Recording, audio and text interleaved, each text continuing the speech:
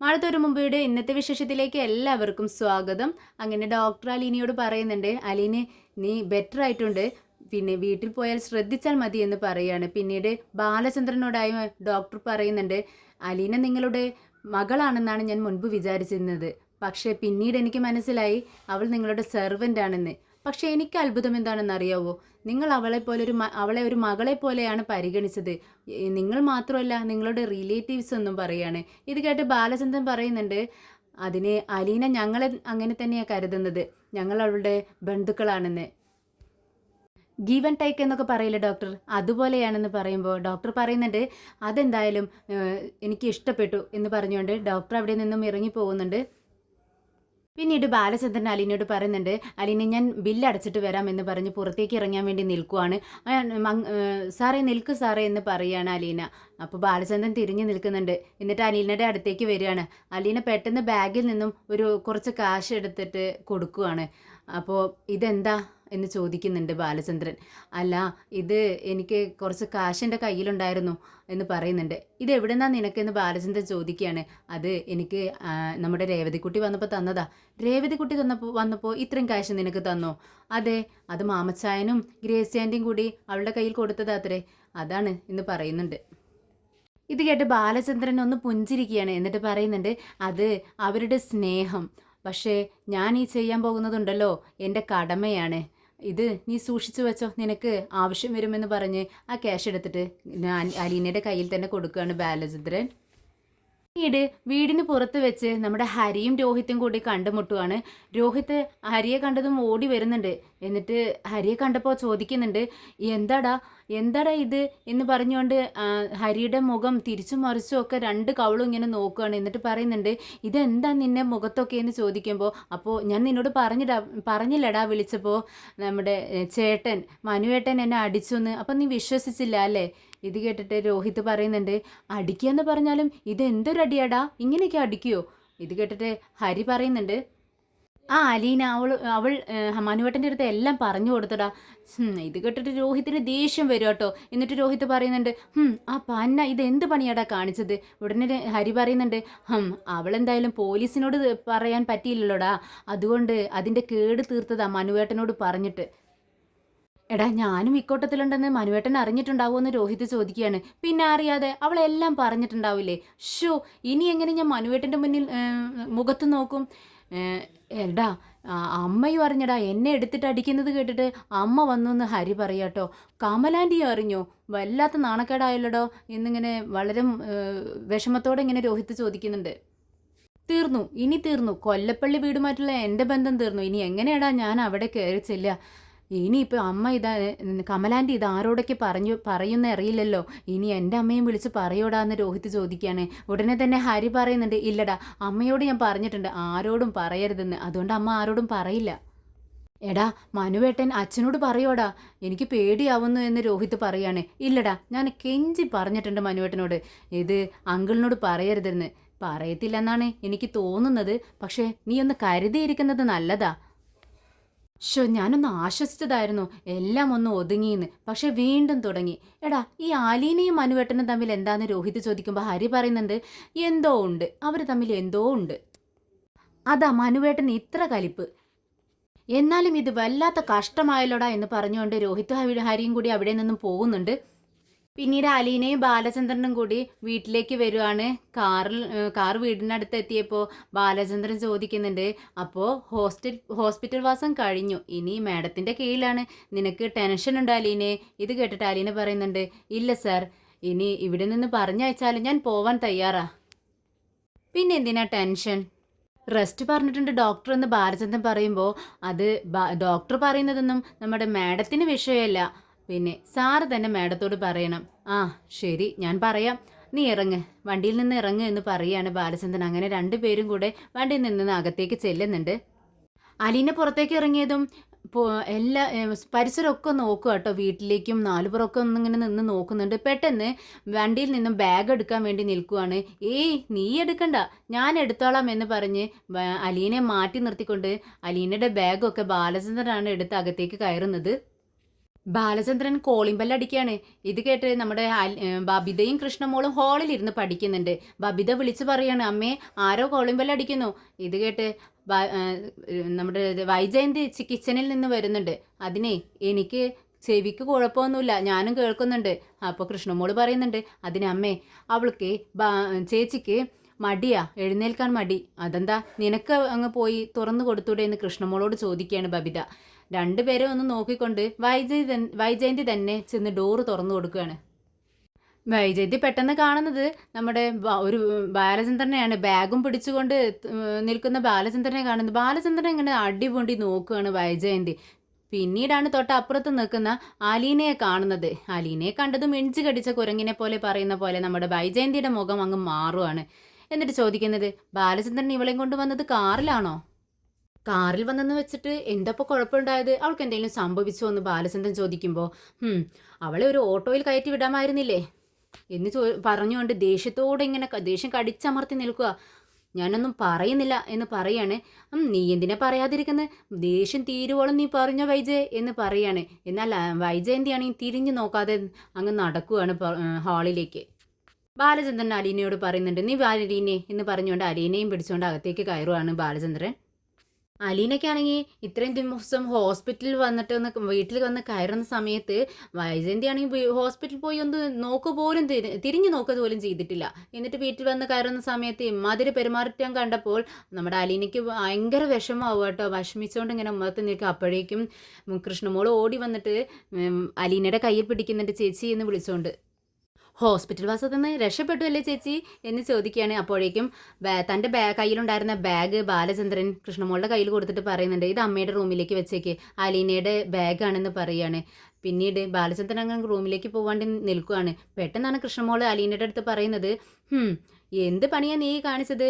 ഇങ്ങനെയാണോ ചെയ്യുന്നത്? യജമാനൻ്റെ കാറിൽ കയറി അങ്ങ് പോന്നു അല്ലേ? ഇതൊക്കെ ചിന്തിക്കേണ്ട കാര്യമല്ലേ? എന്നിട്ട് അപ്പോൾ എല്ലാവരും ഒന്ന് അമ്പരന്നു കേട്ടോ. ബാലചന്ദ്രൻ തിരിഞ്ഞു നിന്ന് നോക്കുകയാണ് കൃഷ്ണമോളെ. അലീനയുടെ മുഖം മാറി. പെട്ടെന്ന് കൃഷ്ണമോള് പറയുന്നുണ്ട്, ഇത് അമ്മയുടെ ഡയലോഗാ, അമ്മ പറയേണ്ടത് ഞാനങ്ങ് പൂർത്തിയാക്കി എന്നേ ഉള്ളൂ ചേച്ചി. ഇത് കേട്ടിട്ട് പുഞ്ചിരിക്കുക കേട്ടോ അലീന. എനിക്കൊരു നാണക്കേടും തോന്നിയില്ല, പകരം നല്ല അഭിമാനമാണ് തോന്നിയതെന്ന് പറഞ്ഞുകൊണ്ട് അലീന ബാലചന്ദ്രൻ്റെ മുഖത്തേക്ക് നോക്കുന്നുണ്ട്. ബാലചന്ദ്രൻ അങ്ങനെ റൂമിലേക്ക് പോവാണ്. പിന്നെ നേരെ മുത്തശ്ശിയുടെ റൂമിലേക്ക് വരികയാണ്. മുത്തശ്ശിയാണെങ്കിൽ അലീനെ കണ്ടത് മോളെ എന്ന് വിളിക്കുകയാണ്. അലീനയ്ക്കും ഒരുപാട് സന്തോഷമാണ്. പെട്ടെന്ന് ചെന്ന് അലീന മുത്തശ്ശിയെ കെട്ടിപ്പിടിക്കുകയാണ്. മുത്തശ്ശി കെട്ടിപ്പിടിച്ച് ഉമ്മ കൊടുക്കുന്നുണ്ട്. മോളെ, ഞാൻ എത്ര വിഷമിച്ചാണ് ഇത്രയും ദിവസം ഇവിടെ ഇരുന്നതെന്ന് എനിക്കറിയാവോ? നിനക്ക് സുഖമായോ എന്ന് ചോദിക്കുകയാണ്. പിന്നെ സുഖാവാതെ, അതുകൊണ്ടല്ലേ ഹോസ്പിറ്റലിൽ നിന്ന് ഡോക്ടർ ഓടിച്ചു വിട്ടു തന്നെ എന്ന് പറയുകയാണ് അലീന. മുത്തശ്ശി അലീനയുടെ കവിള പിടിച്ചോണ്ട് പറയുന്നുണ്ട്, മോളെ എന്തോരം വിഷമിച്ചറിയാവോ നിന്നെക്കുറിച്ച് ആലോചിച്ച്. പിന്നെ ഞാൻ കടപ്പാട്ടൂർ അമ്പലത്തിൽ നേർച്ചയൊക്കെ നേർന്നിട്ടുണ്ട് കേട്ടോ. ഇത് കേട്ടിട്ട് അലീന പറയുന്നുണ്ട്, ഞാനും മുത്തശ്ശിയുടെയും കൃഷ്ണമോളുടെയും മാനുവേട്ടൻ്റെയും ബാലചന്ദ്രൻ സാറിൻ്റെയും ഒക്കെ പ്രാർത്ഥന കൊണ്ടാണ് രക്ഷപ്പെട്ടതെന്ന് പറയുകയാണ്.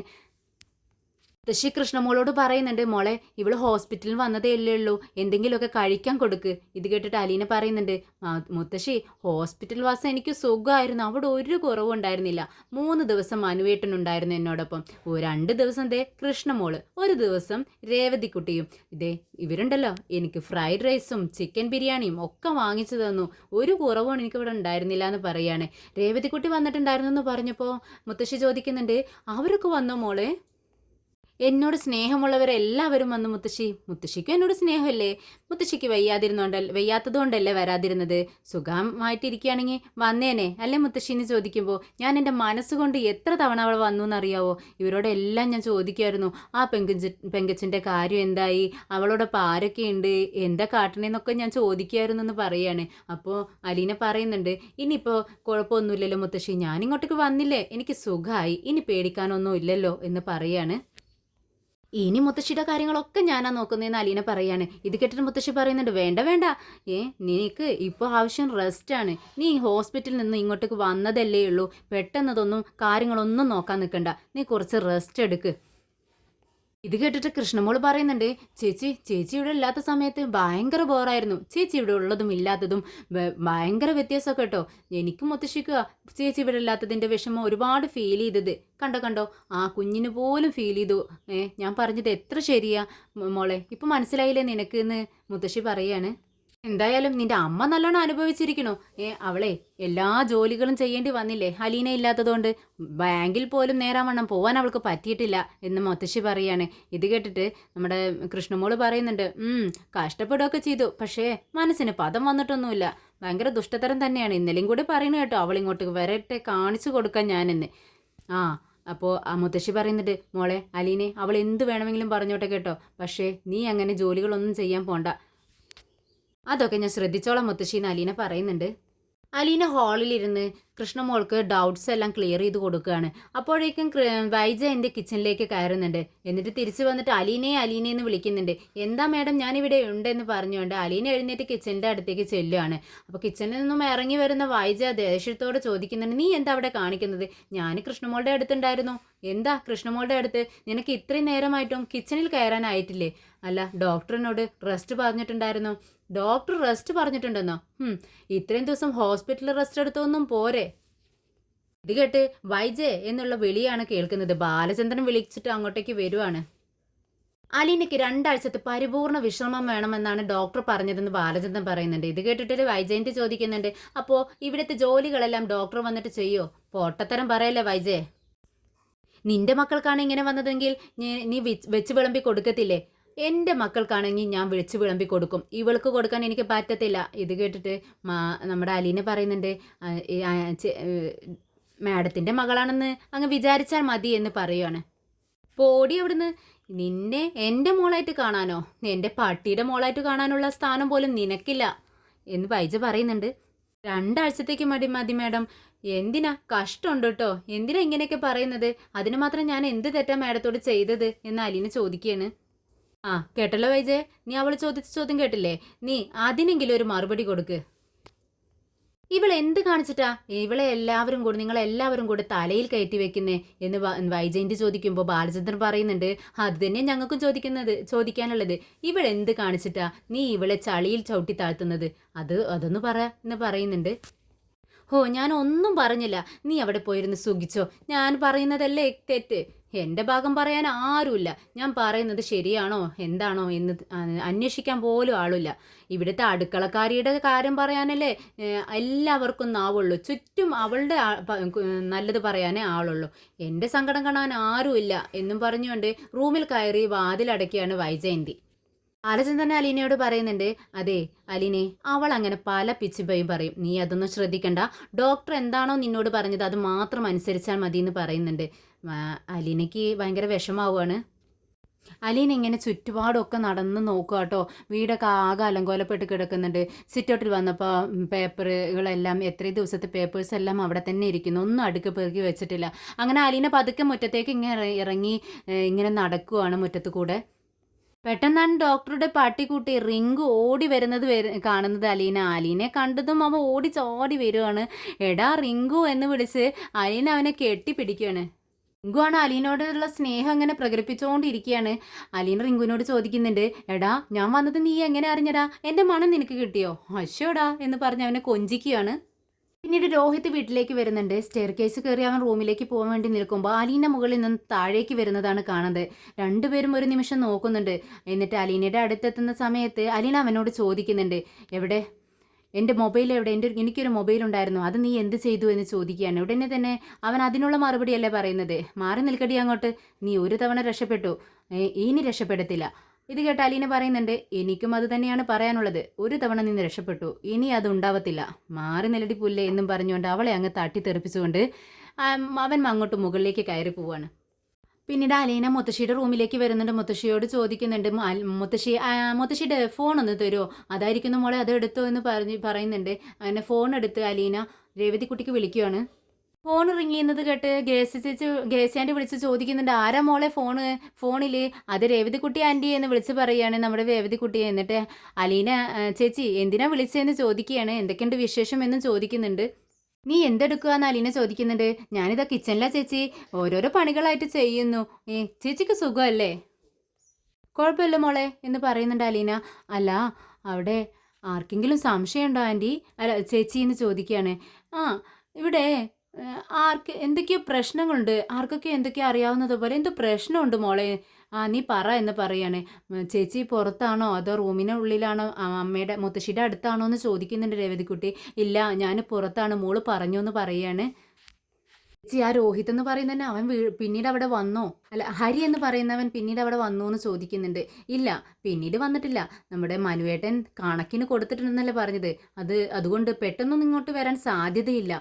അപ്പോൾ ആ രോഹിത്തോ, ആ അവന് പ്രത്യേകിച്ച് മാറ്റമൊന്നുമില്ല, ദേ ഇപ്പോഴും കൂടെ എന്നോട് ദേഷ്യപ്പെട്ടു പോയതേ ഉള്ളൂ, മര്യാദയില്ലാത്ത സംസാരവും. അതിനർത്ഥം അവനക്ക് ഒരു മനസാക്ഷിക്കുത്തവും ഇല്ല എന്നല്ല ചേച്ചി. അതുകൊണ്ട് അവനെ വെറുതെ വിടരുത് കേട്ടോ. അവൻ്റെ ഒരു നോട്ടത്തിന് പോലും കണക്കിന് മറുപടി കൊടുത്തോളണം എന്ന് രേവതിക്കുട്ടി പറയാണ്. ആ ഞാൻ അങ്ങനെ തന്നെ മോളെ ചെയ്തുകൊണ്ടിരിക്കുന്നത്.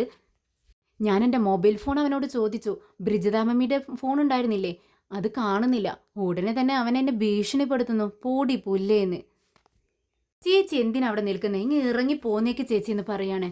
ഇത് കേട്ടിട്ട് നമ്മുടെ അലീന പറയുന്നുണ്ട്, ആ ഞാനും അത് തന്നെ തീരുമാനിച്ചിരിക്കുന്നത്, ഒരാഴ്ച കൂടി ഞാൻ നോക്കും, എനിക്ക് റെസ്റ്റ് വേണമല്ലോ എന്ന് പറയുകയാണ്. ഉടനെ തന്നെ നമ്മുടെ രേവതിക്കുട്ടി പറയുന്നുണ്ട്, ആ ചേച്ചി ആലോചിക്കുകയൊന്നും വേണ്ട, അവിടെ കുഴപ്പമാണെങ്കിൽ ചേച്ചി പെട്ടെന്ന് ഇറങ്ങിയേക്ക്. പിന്നെ അവിടെ ഉച്ചയ്ക്ക് നമ്മുടെ ബാലചന്ദ്രൻ സാറ് ഭക്ഷണം കഴിക്കാൻ വരില്ലേ, ആ സമയത്ത് സാറിനോട് എല്ലാ സത്യങ്ങളും അങ്ങ് തുറന്നു പറയേ.